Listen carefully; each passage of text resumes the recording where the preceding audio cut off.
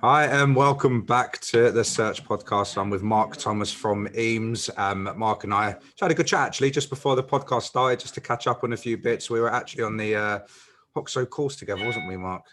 Which was Yeah, quite interesting, really good. And to be honest, the reason why I'm doing this today. But if you want to introduce yourself, mate. yeah. So yeah, Mark Thomas. I work at Eames Consulting, leading our technology and change business. Been here for coming up for 2 years. Wow, But yeah, worked in recruitment for about 12, 13 years before that. So yeah, amazing, that's fine. me. So you've got a little bit of a different journey to other people that I might have spoken to in recruitment. So Right. you started off, I think it was the same as me, like 2007, 2008. Yeah, about Um, 12, 13 years ago, I think. Yeah. and then you've worked your way up in a business to the point where you was MD, and as you just mentioned before, kind of just business was sold. I mean, do you want to tell me a little bit more about your journey, mate, and kind of how you started, I suppose? Yeah, of course. So yeah, look, I fell into recruitment really, like most We people. all did. I think I was, I did a marketing degree, and then ultimately worked in recruitment based on the fact that I kept getting rejected from marketing jobs being too salesy. Basically, was the feedback. Yeah. So I went into recruitment, and yeah, look, I worked my way up tech recruitment throughout the whole from the early days really, and just worked my way up to the point where I became a director of my firm, which was a small kind of privately owned firm with two guys who started it. And really they got me to become a director based on the fact they were trying to sell the business. Yeah. Myself and one of my best mates actually who was there became kind of junior directors. And then went through a process in which they sold the business. So the company was called the People Network. They sold it to Pertemps Network Group, I know. which is Yeah. obviously big player like kind of Hayes or Reed or whatever it is. And so we went through a kind of a sale, which was quite a good experience. I mean, lots of new stuff that when I was late 20s, it was a bit of an experience to go through. And then we were all on an earn out for a period of time for 3 years, I think it was. To get our kind of tranches of money out from the shares that we sold, and then kind of lo and behold, one day I was on a flight back from Miami on a stag do, and Nice. Chris and I got a phone call to say you need to come into the office kind of as soon as you land. Basically, went in and the guys told us that they'd sold the rest of their shares and they were leaving.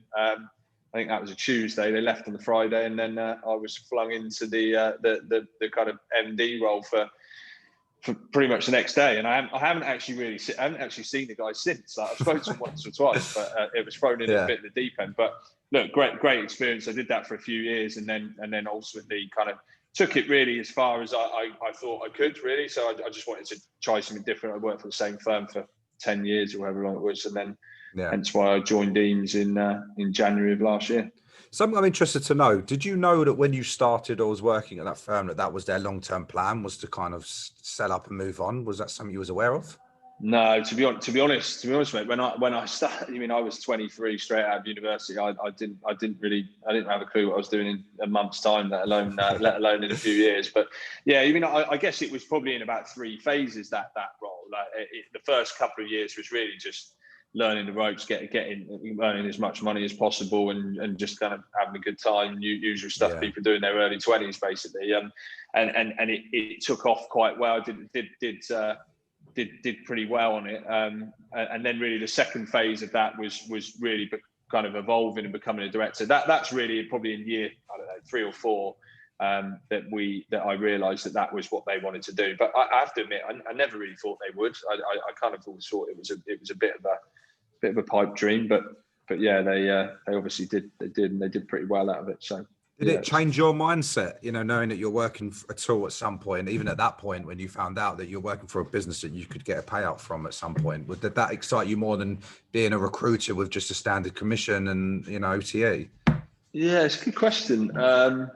Probably not really. I mean, most of my job was still billing. I mean, I was their biggest biller by quite a bit at that point. So I was probably billing like 500 or 600K on dual desk at that point. And as much, I mean, I guess it changes the focus a little bit because you're included in what the top end looks like, and ultimately we were all throughout that earnout, we were all it was all the money we would have earned was all based on a multiplier. So the more money we made for the business, the more profit we made, the more money we'd get out at the end. So I guess it changes. It makes you look a bit more big picture rather than just as an individual biller. But I've always kind of enjoyed making deals. I still do it now. So I still enjoy making deals and doing client related business development type stuff. So I never really stopped doing that, in all honesty. Fine. Quite relevant to my next question then. Obviously you, like everyone, has fell into recruitment. We never planned to do it as such. I never came out of school thinking I want to do recruitment. I fell into it for a friend of mine.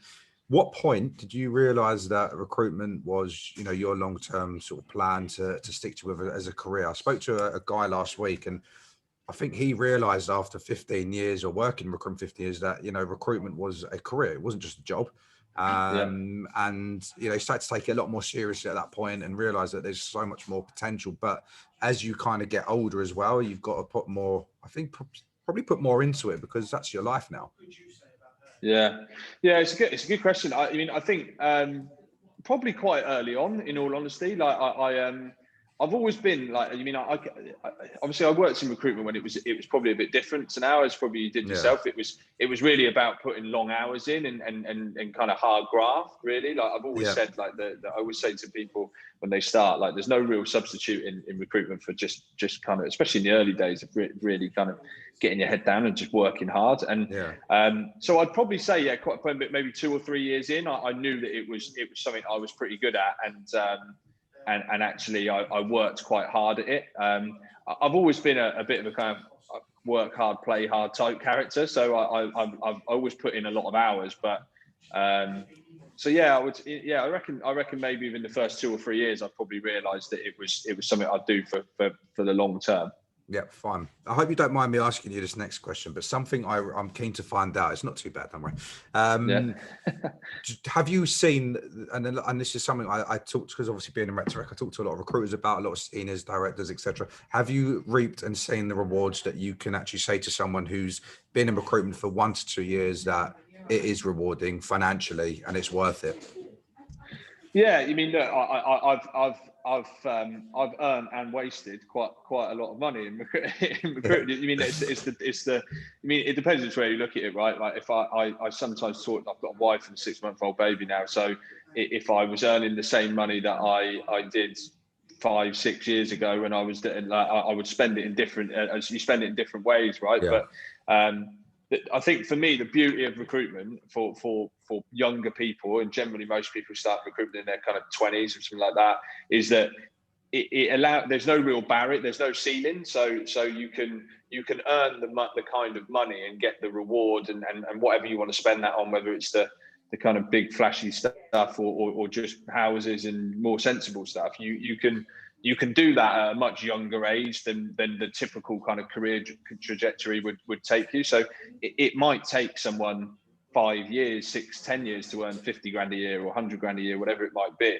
And in recruitment, there's no real barrier. Like you can do that in a couple of years if you really put your mind to it. So yeah, look, I've been able to do stuff that a lot of friends of mine where I live just haven't been able to do. But the pitfall of doing it in your 20s is you tend to waste quite a lot of that money as well. But wasted or had a good time, it's like it's all worth it in the end. But it's all good memories at the end of the day. Exactly. So at the point of taking on that MD role and then moving to where you are now, I'm keen to find out what made you, or what was it that gave you the drive to work for a firm that's bigger, city of London, big reputation, big brand behind them.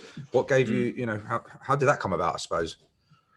Yeah, I think partly it's twofold really. Partly, the company I work for, the People Network, still doesn't really have much of a brand. You know what I mean? So everything you did with them, as we said just before we started, it's if you didn't do business development off your own back, then you didn't really have you didn't have a job. Do you know what I mean? There's no real brand to leverage off. I'd worked at that company for a long time, and I'd also been the kind of the main person in that company for quite a long time as well. So I think for me it was really a case of I wanted to go and learn more. I mean, I'm quite motivated by learning off other people and learning and developing myself as well. And I guess I looked around, and I was, I don't know, 32, 33 at the time a few years ago, and just didn't really see, I'd kind of hit the ceiling of where I could go. And I just kind of thought, well, look, I've got like probably another 20 years of working left. So like, where do I go? I could have sat there forever and just kind of earned pretty good money and lived. I was working 10 minutes away from my house. It was a pretty good gig, but yeah, I mean, I interviewed with so many places, but the thing that pulled me in about Eames was exactly what you've just said. Really, I kind of wanted to go and work somewhere where there was a bit of a brand and something to leverage off. But yeah, you're right. It's a totally different proposition. You go from working from a 15-person business to working for a company that's kind of 150 people for three or four different countries. Yeah. It's a different proposition, but what you realise is actually the concept of recruitment is still pretty much the same. Like, I mean, it doesn't actually change that much. It's just the biggest benefit really is just the infrastructure. Like we've got a marketing department, and I used to have to do all that myself. It was a dream really when I turned up, and suddenly there was loads of people that were prepared to do stuff for me. It was like, you haven't got to do it all yourself. So, but yeah, that was the main motivator really, just to go and work somewhere where there was a bit more clout behind that brand. But for me as a salesperson, that was quite a pull. Fine. So 2 years into the role, you mentioned, year one's out the way, coming to year two, which is I'm assuming this kind of year in itself nearly. I mean, we've got to kind of bring up the subject of, COVID and this whole year for you. Obviously, it probably took, I mean, this is my view on it and what I've seen, it took you a year to kind of get settled and, into the business and get things kind of, in motion at that point. But then COVID's come around. Has it held you back? Has it stopped your plans? What's it done or not done? Yeah, I mean, it's definitely. I mean, of course, it's had an effect. Like, there's no doubt about it. I mean, Eames, as we were talking about before, I mean, Eames' brand is predominantly an perm insurance brand. That's like what we're really well known for, and we're market leaders in that space. So that's, but we're not necessarily known as much for the tech business, even though it's about a third of our revenue.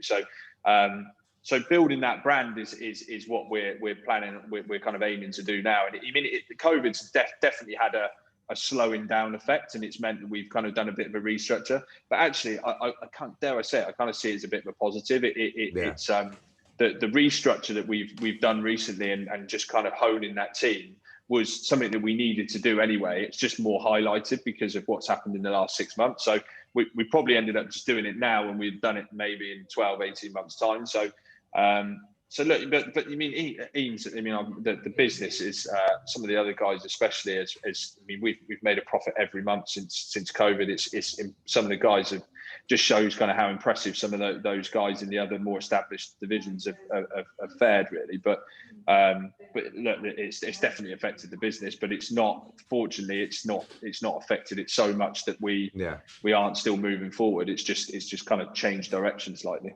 Fine. And 12, 13 or so years into the game now, obviously you've got to this point. We're here today. What for those listening and are looking to learn and develop and listen to those experienced people like yourself in the game, what's still driving you this long? I mean, I'm been in it the same time, amount of time as you. I've got my reasons, but keen to hear yours. Yeah, I mean, it's well, to be honest, like I said, I've got a 6-month-old baby now, so my drivers used to be getting as much money to go and off on holidays with mates and all that kind of stuff, and the usual venues. Pay for your lifestyle, yeah, exactly. So, but now it's maybe slightly different, right? Like your kind of focus changes a little bit when you have kids. So, but look, for me, my drive is still kind of the same. I still get a huge buzz out of making deals. Like I still like doing that. My role's changed now into being more of a kind of an overall sales strategy kind of client services type role, and so I get quite excited and I enjoy helping others develop their clients and stuff. I'm not really the guy that manages KPIs and stuff like that. I find that quite boring, but actually the strategic element of working with clients and working with senior people in technology and finding gaps and how to develop those clients is what I'm good at, and I really enjoy helping other people do that as well now. So yeah, look, you mean day to day, it's still making deals, still doing that kind of stuff. You mean the motivation is still kind of financial stroke, keeping my wife and my little one off my back and keeping them clothed and fed and watered and all that kind of stuff. But generally the motivations aren't that much different to what they were 12, 13 years ago. Earn as much money as possible and keep yourself in, like you say, in the lifestyle that you've got used to. Yeah, I mean, look, I mean, a lot of recruiters, interestingly, after a few years, they kind of get fed up, they get bored, they get, undriven by the sales, and I don't think they potentially, in my opinion, some of them might have earned the money that they could have or should have been earning to realize the potential long term. But look, everyone's different, so it's good to find out. But how are you guys set up at the minute? Are you working remotely? Are you in office more at the moment? How are you set up? Yeah, I mean, I'm in our London office today, but we've kind of gone back and forth. Really, I mean, we were at home 100% up until about a month ago. We've now set the office up so that people is open 3 days a week. If people want to come in and work in the office, that they can, but it's voluntary. They don't have to.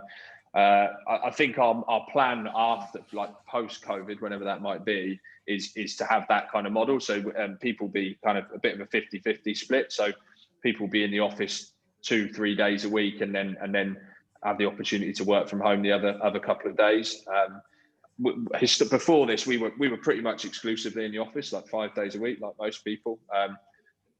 Don't get me wrong. As I think I mentioned to you before, I live quite a bit outside of London, so so commuting to London 5 days. This has actually been quite a positive for me. Like, working in London 5 days a week is a bit of a slog, but 2 or 3 days is fine. But that said, I prefer being in the office. I'm like, I probably can't count on one hand how many days I've worked in the office, outside the office, before this, on one hand. So but yeah, like, our plan moving forward is to definitely be more flexible. I think we have to now. I've seen that with every business, like, literally. There's a couple, I mean, a handful that are still adamant that they're 5 days office, 8 till 8, like, really going, trying to, I suppose, work in the same manner, which I don't, think is going to work very well for them long term, especially to attract talent and grow. I think that's going to be really difficult, but that's another story. So working remotely, and for those who are in leadership roles, management roles, how do you have a plan to, or a setup or process around, managing remotely and running, your arm of the business that way? Has it been hard? Has it been challenging, or has it been pretty straightforward? Yeah, I think like most people, that the actual, from a productivity perspective, there's not really much of an issue. Like, I think the hardest thing for me, and I because I've given away a lot of that people management piece, it's not been less of an issue for me. But for me, the hardest bit about it is just the fact that if you're in a business development or sales based role, and you're like me, I'm a bit old school. Like, I quite like meeting people, quite like doing stuff face to face, and actually I just think it's a lot harder to build relationships over Teams or whatever kind of video call you do. I just think that's quite tough, and it's quite hard to push a relationship further down that funnel when you can't meet people. So for me, that's the biggest challenge. But us as a business and managing people, I think it's been fine working from home.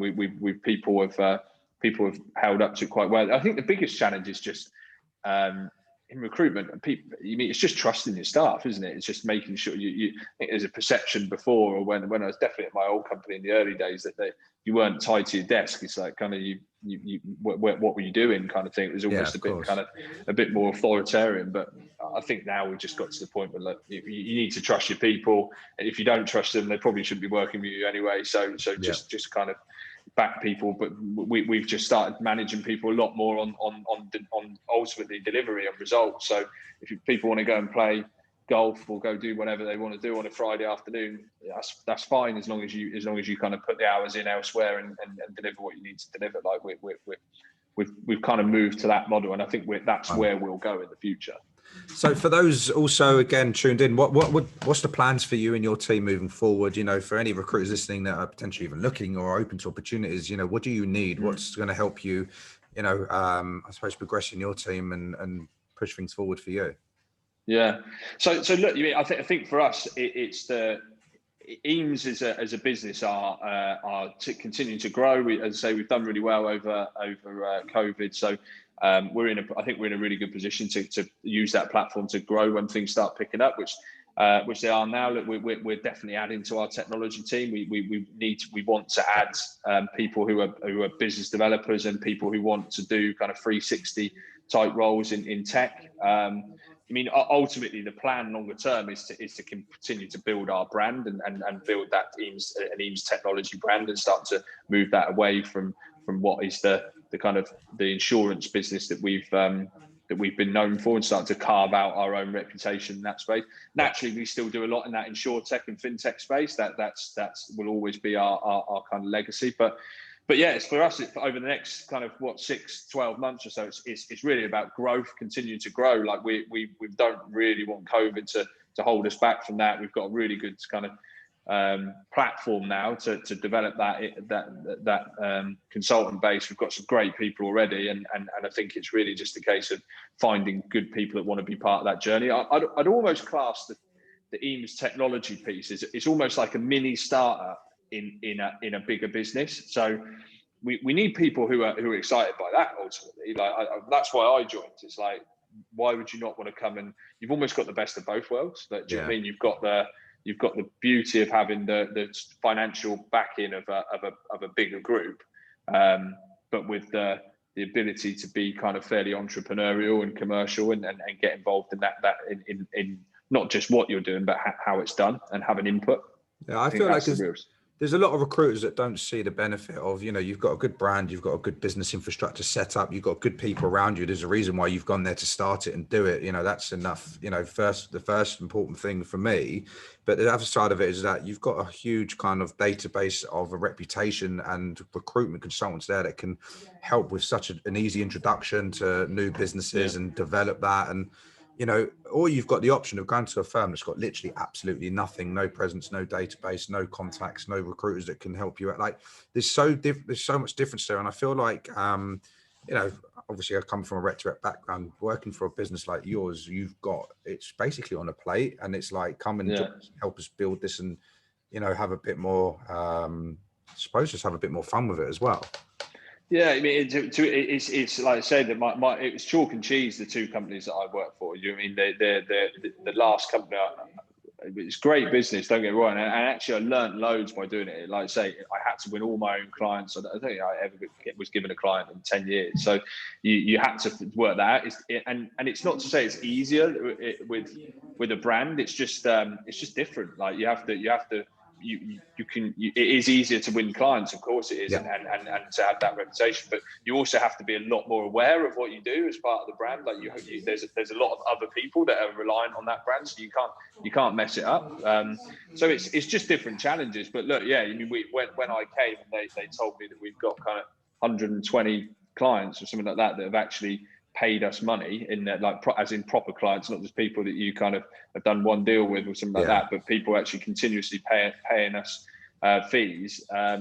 It was a bit like it's a bit of an embarrassment of riches, really, and actually it's just really, but it's a different kind of skill set. You have to go out and develop those relationships and actually kind of figure out how you can help people. The skills are the same, it's just honed in slightly different ways. Eames, from my perspective, and from what I've seen in the market, you guys have always had a very strong base of clients that you've worked with for many, many years. Some clients that businesses would love to work with at the level that you guys do. And I know that you guys have got a very strong contractor base, and you've got a good presence in that. And I mean, that's coming from my side as a rec-to-rec. I've seen it, I know it. And I think about 8-9 years ago, I used to compete with it when I did a bit of change management for a couple of years. So I was well aware of the competition at the time. But last question for you. Any regrets? Anything you would change if you could? No, I mean, to be honest, not really, but probably the one thing I probably would have done is, and it's no reflection on my old company, I probably would have left a bit earlier. Like I joined to. It's hard to go against it because I obviously had that really natural, organic kind of progression through there, and And every time I kind of thought I might leave and go and do something else, I got another promotion or something like that kind of kept, and I always went probably with the slightly safer option.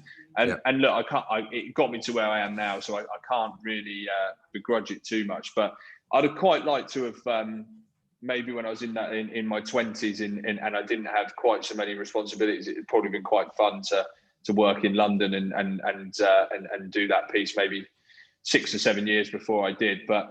But yeah, it's a kind of a toss of a coin, really. I can't really complain too much about the route. I might not have been able to get the role that I've got now if I hadn't have done what I did previously. So I learned loads by doing it that way. So that's probably the only thing.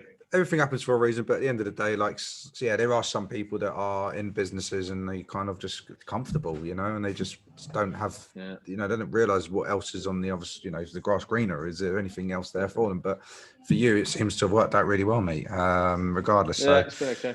So no, look, mate, it's been really, really great having you on this. If anyone wants to reach out to you, I'll be mentioning your name, the company details, everything, so they can reach out directly and talk to you and have a chat with you.